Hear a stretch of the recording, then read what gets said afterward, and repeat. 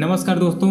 एक तरफ छात्रों का गुस्सा है, दूसरी तरफ सड़कों पर प्रदर्शन है। कहीं पुलिस कार्रवाई को लेकर सवाल उठा रही है, कहीं संसद में जवाब मांगने की आवाज है।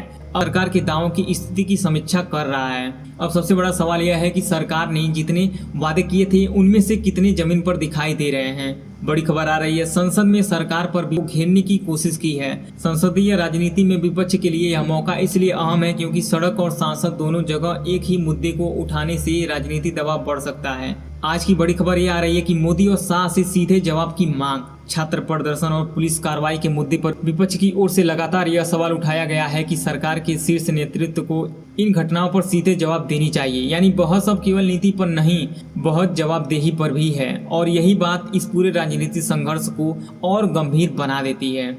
बड़ी खबर आ रही है, E20 पेट्रोल पर बढ़ती चिंता। अब आते हैं उस खबर पर जिनका असर सीधे आम व एथेनॉल मिश्रित पेट्रोल की व्यवस्था को लेकर हाल के महीनों में काफी बहस हुई है। रिपोर्ट के अनुसार 17 अगस्त को भारत के chief economic adviser we अन्था Nageswaram ने कम एथेनॉल ब्लेड वाले फ्यूल जैसे E10 को भी वापस उपलब्ध कराने की बात कही, खासकर पुराने वाहनों को लेकर उपभोक्ता चिंताओं के संदर्भ में। यह बेहद महत्वपूर्ण इसलिए है क्योंकि E20 नीति सरकार की ऊर्जा और आयात नीति से जुड़ी हुई है। एक तरफ सरकार का तर्क है कि इससे तेल आयात पर निर्भरता और प्रदूषण को कम करने में मदद मिलती है। दूसरी तरफ पुराने वाहनों और कुछ कंपोनेंट को लेकर कंपेटिबिलिटी की चिंताएं सामने आई हैं। अब सवाल यह है कि आने वाले समय में सरकार इस नीति को लेकर क्या कदम उठाती है। लेकिन इतना जरूर कहा जा सकता है कि सरकार के सामने कई संवेदनशील मुद्दे एक साथ मौजूद हैं और हर मुद्दे पर जनता को स्पष्ट जवाब चाहिए। और अगर CJP बैठक के बाद दोबारा बड़ा आंदोलन शुरू होता है तो यह पूरे राजनीतिक माहौल को और गर्मा सकता है। संगठन ने पहले ही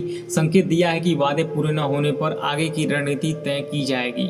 इसलिए आज की सबसे बड़ी खबर सिर्फ कोई एक घटना नहीं है। सबसे बड़ी खबर यह है कि युवा, छात्र, विपक्ष और अलग अलग सामाजिक समूह सरकार से लगातार जवाब मांग रहे हैं। अब देखना यह है कि सरकार इन सवालों का जवाब बातचीत में देती है, नीतियों में बदलाव से देती है, या फिर आने वाले दिनों में सड़कों का दबाव और बढ़ता है। यही बड़ी खबर आ रही है, CJP ने सरकार के सामने फिर खड़े किए बड़ा सवाल। सबसे पहले बात उस संगठन की जिसके आंदोलन के पिछले दिनों राष्ट्रीय स्तर पर चर्चा पैदा की थी। CJP ने केंद्र सरकार से जुड़े अपने पुराने वादे की समीक्षा करने का ऐलान किया है। संगठन का कहना है कि आंदोलन के दौरान सरकार की तरफ से किए गए कुछ आश्वासन अभी तक पूरी तरह जमीन पर दिखाई नहीं दिया है। अलग है, विपक्ष का कहना है कि छात्र पर अत्यधिक बल प्रयोग हुआ है और इस पूरे मामले की जांच होनी चाहिए। वहीं सरकार की तरफ से राहुल गांधी के प्रदर्शन को राजनीतिक कदम बताया गया है। यही बड़ी खबर आ रही है, दिल्ली में आरक्षण को लेकर। आज के दिन दिल्ली की कनॉट प्लेस में लगभग 300 लोगों की जुटने की खबर सामने आई है। प्रदर्शनकारियों ने आरक्षण व्यवस्था में बदलाव और आर्थिक आधार